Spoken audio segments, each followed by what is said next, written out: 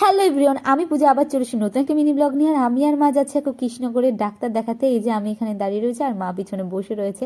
আর কৃষ্ণনগরের ট্রেনটা থামতেই তাড়াহুড়ো করে নামলাম, নেমে আমরা টোটো ধরার জন্য চলে গেছিলাম। আর তার মাঝখানে না ভিডিও করা আর হয়নি, সেই জন্য একবারে ডাক্তার দেখে স্টেশনে এসে আবার ভিডিও করছি। আর এইখানে না আমরা কলেজে যখন পড়তাম তখন সব বান্ধবীরা মিলে খুব মজা করতাম এই স্টেশনটাই। আর এই যে মোমোর দোকান থেকে আমরা দুটোর থেকেই মোমো খেতাম আমরা বেশ। আর এদিকে ছিল কচুরির দোকান, গৌড়ের কচুরির দোকান, এনার তো ফেমাস। আর কি বলবো, আমরা সব জায়গার থেকেই খেতাম, শুধু গৌড়ের কাছ থেকে খেতাম তা না, আমরা সব জায়গায় সব দোকান থেকেই খেতাম। আর আমরা এই যে এইটার ওপরে বেশিরভাগ বসে থাকতাম, তো এই জায়গাটায় বসে থাকতাম। তারপরে মাকে বললাম আমলকি আলাদা আছে, চলো একটা আমলকি কিনি। এটারও একটা স্মৃতি আছে, আমরা আমলকি খেতে খেতে টেনে সারা টেনে বক বক বক বক করতে করতে আসতাম, সে একটা মজার ব্যাপার ছিল। তারপর আমরা যেখানে বসেছিলাম সেখানে দেখলাম না ছোট ছোট সিঙ্গারা ভাজছে, তা মাকে বললাম চলো দাদা একদিন সিঙ্গারা নিয়েছিল আজকে নিয়ে যাই। তো এখানে না 2 টাকা পিস সিঙ্গারা, তো আমি এখানে 30 টাকার সিঙ্গারা নিচ্ছি 15 টাকা করে, কারণ আগে না 10 টাকায় অনেকগুলো দিত, কিন্তু এখন 2 টাকা পিস হয়ে গেছে, তো সেই জন্য এখন নেব। আর 30 টাকা নিয়ে নিয়েছি, 15টা দেবে। আর দেওয়ার পরে মাকে বলছি মা একটা খাই।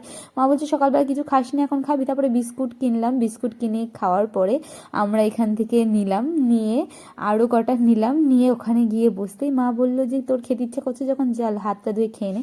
তা আমি একটা খাই, হেভি টেস্টি, জানো তো এর ভিতরে তরকারি একদম নামমাত্রই থাকে, কিন্তু হেভি মোড়মোড়া, তো হেভি সুন্দর লাগে। যাই হোক, তারপর আমাদের ট্রেনটা চলে এসেছিলো আর আমরাও ট্রেনে উঠে পড়লাম। ট্রেনে উঠে বাড়িও চলে এসেছি।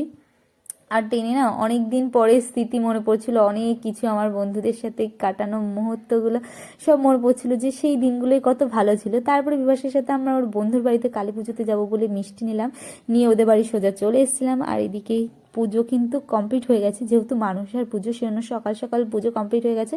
আর একটু পরেই ঠাকুর বিসর্জন দিতেও চলে যাবে, আর আমরা সবার লাস্ট এসেছি 3টে বাজে এখন। তো এখন চলে যাচ্ছি পুরো উপরে, মানে ওরা নিয়ে যাচ্ছে ওপরে নিয়ে খাওয়ানোর জন্যে।